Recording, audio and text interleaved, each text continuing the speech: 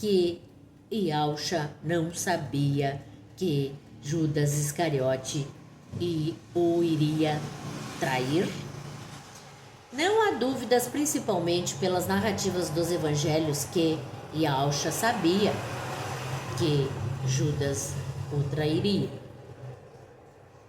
Porém, ele falou isso na ceia com os discípulos. Ele disse: um de vocês irá trair-me. Então precisamos atentar para o fato de que não haveria justiça da parte de Yalcha se ele anulasse a escolha, por saber que assim o faria. Pois, se for assim, Judas teria sido condenado antes de ter cometido qualquer falta. Portanto, Judas Iscariote não era um traidor quando foi chamado por Yalcha, mas se tornou um traidor no momento em que amou mais as coisas passageiras desta vida do que ao ungido do Ial. Ele pode até saber, com certeza ele sabia, pois ele é o glorificado com o Espírito Santo, o Akadosh de Ial, quando ele convidou Judas. Porém, ele sabia que tudo era a profecia e que tinha que ser cumprida.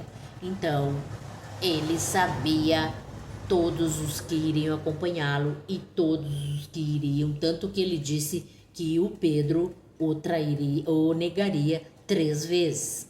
E assim aconteceu. Então, com certeza ele sabia que o Judas Iscariote o trairia antes mesmo dele o fazer. Então foi Judas Iscariote, portanto, o que o traiu, vendendo a informação do lugar onde Yalcha estaria, e mais ainda, com um gesto de amizade, um beijo mostrou quem era o procurado, Yalcha, para que os soldados romanos pudessem prendê-lo e levá-lo ao julgamento que culminaria em sua morte. Também conhecido como Vale da Torrente do Cedron, por conta do fluxo contínuo decorrente de águas por ocasião de enchente repentina nos meses de inverno chuvoso.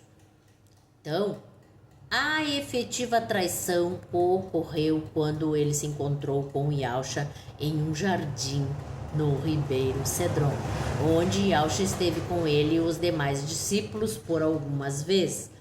Quantos ensinamentos sobre o reino de Ial Judas Iscariotes recebeu ali do mestre? Tanto quanto os outros, não foi? Então, quantos momentos de oração puderam compartilhar? Quem sabe no silêncio da noite, ouvindo as águas daquele ribeiro? Quantas madrugadas neste ano inteiro que estiveram juntos, preparando-se para os trabalhos e fadigas do dia seguinte, onde milagres e maravilhas aconteceriam. Agora estavam novamente ali, Judas Iscariote, com Yalcha e os demais discípulos, mas não era mais para orarem juntos, nem para ouvirem os ensinamentos do reino de Ial, dados por Yalcha, nem para se deliciarem de sua doce presença de paz. Mas Judas Iscariote estava ali para entregá-lo com um beijo aos soldados que o acompanhavam com tochas para prenderem a Yalcha. E assim ele o fez, como se Yalcha não passasse de um malfeitor. Então, o último encontro, aquele foi o último encontro registrado entre Judas Iscariotes e Yahshua Mashiach, pois até o momento da crucificação do Yahshua, Judas iria enforcar-se por sentir arrependimento em relação ao que tinha feito ao Mashiach, Yahshua, dando fim a um grande chamado de Yahweh em sua vida. Imagine você entre toda uma nação ser escolhido entre 12 homens para fazer parte do ministério daquele que foi profetizado pelos santos profetas do Criador, desde os tempos mais antigos. Imagine só. Mas Judas Iscariotes não deu valor a isso, porém amou mais a promessa material dos fariseus, as 30 moedas de prata, do que a promessa espiritual de Yahshua, a vida eterna. Amou mais o que era imediato do que o que era para o futuro. Amou mais ao que era palpável do que o que era invisível. Amou mais o que era temporário do que o que era eterno. Essa é a responsabilidade que todos nós, os homens, temos diante das suas escolhas. Cuidar sempre para que as suas escolhas para essa vida, que são decisões necessárias, não sejam uma troca em relação às coisas celestiais. Após esse momento, Judas Iscariotes se enforcou, pois estava arrependido porque viu que estava condenado. Há duas palavras no grego que são traduzidas para a língua portuguesa como arrependimento, mas elas possuem conotações diferentes que nos ajudam a entender o tipo de arrependimento de Judas Iscariote. A primeira é metanoio, meta, que significa direção, e noeo, que significa mente. Então, essas duas palavras juntas, no português, é arrependimento. Portanto, se traduz como um arrependimento que gera uma mudança na mente e é uma mudança de escolha em relação a um propósito moral. Essa palavra é usada em textos como: eu não vim chamar os justos, mas os pecadores ao arrependimento. Isso o Yahshua dizia. A segunda é metamelomai, que é um arrependimento emocional e que não passa de um simples remorso.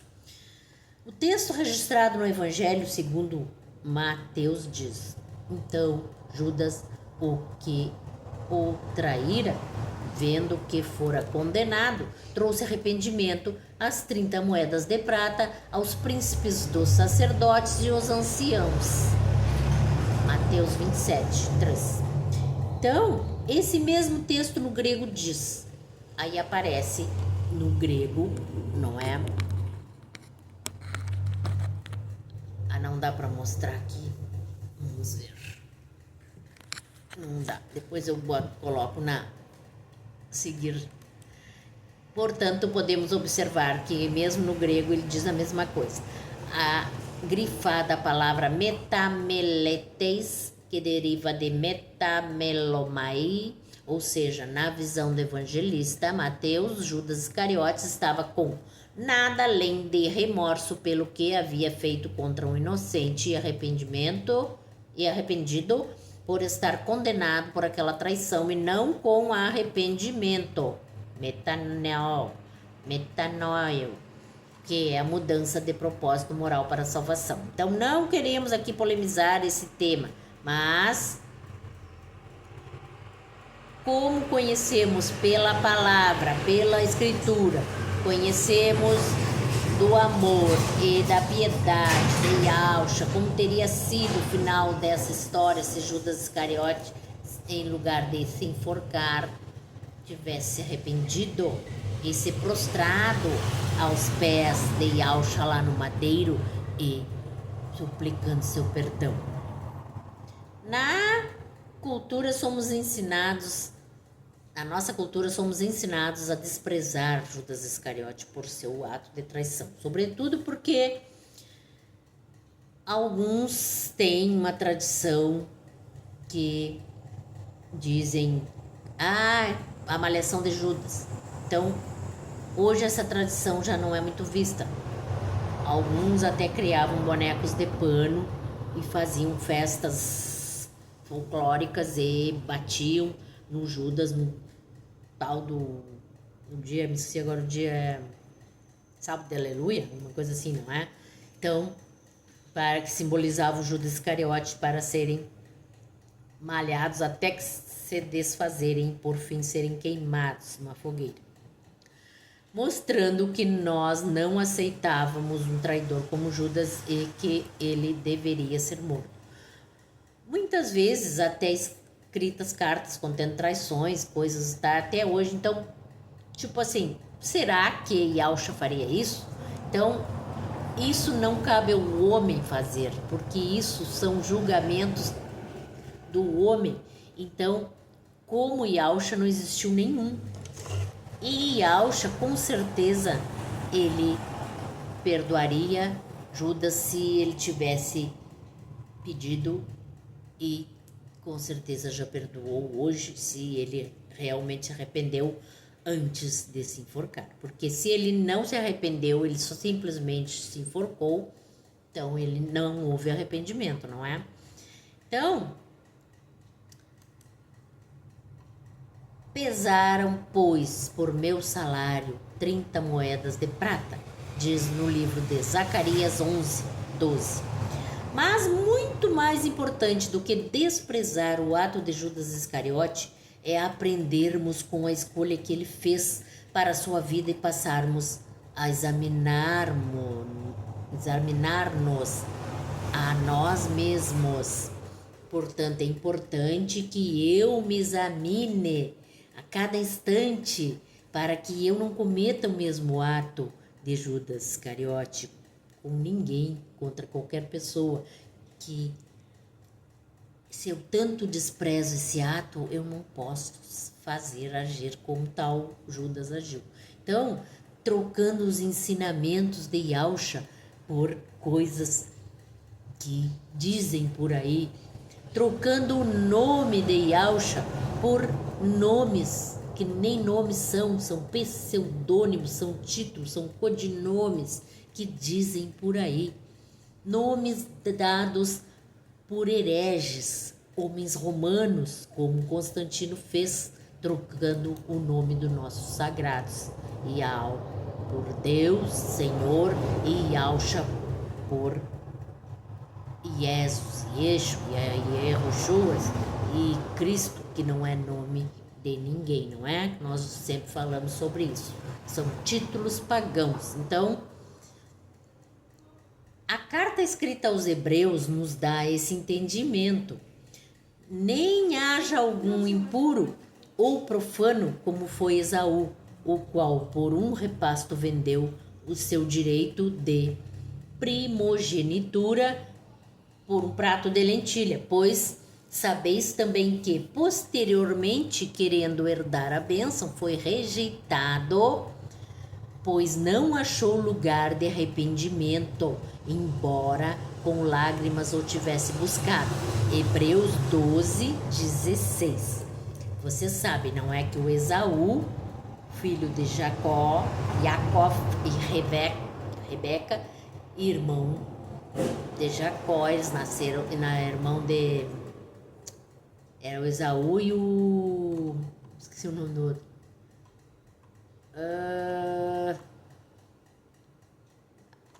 Como que eu vou me esquecer do nome? Assim eu falei. Filho de Jacó e Rebeca. Isaac e Esaú. Então, aí ele nasceu primeiro, Isaac. E o Esaú nasceu primeiro e o Isaac nasceu agarrado no pé do Esaú, no calcanhar do Esaú.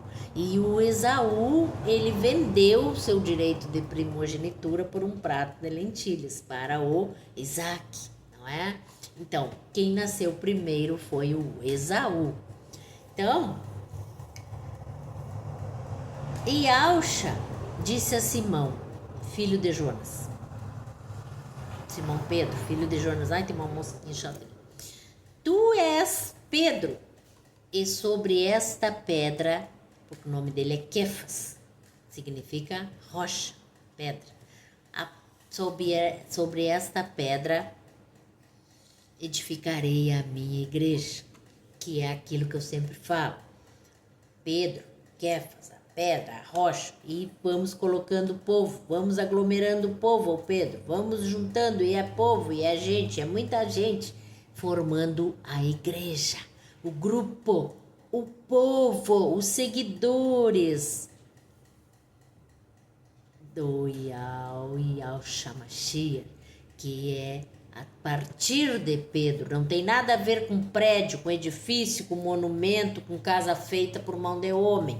que chamam de igreja. Então, após Yauxa Machia ser preso pelos guardas e levado à casa de Caifás para iniciar seu julgamento, Pedro nega que o conhecia. Por medo, talvez, mas negou. Então, Yauxa disse lá, na última ceia, que ele o negaria 3 vezes. Ele já negou a primeira. Pedro nega que o conhecia.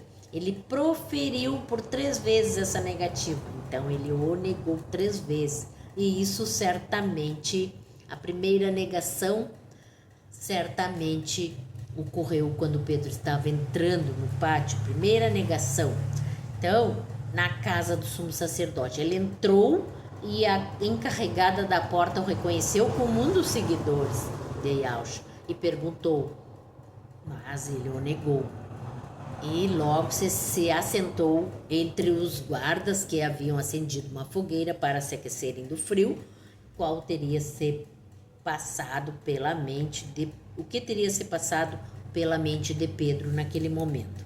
Ficou pensando alguma coisa. Então imagine, você entrando em um lugar onde o seu mestre estava sofrendo uma condenação religiosa por causa de suas doutrinas e alguém dizer que você também é um seguidor das mesmas doutrinas que estavam sendo condenados.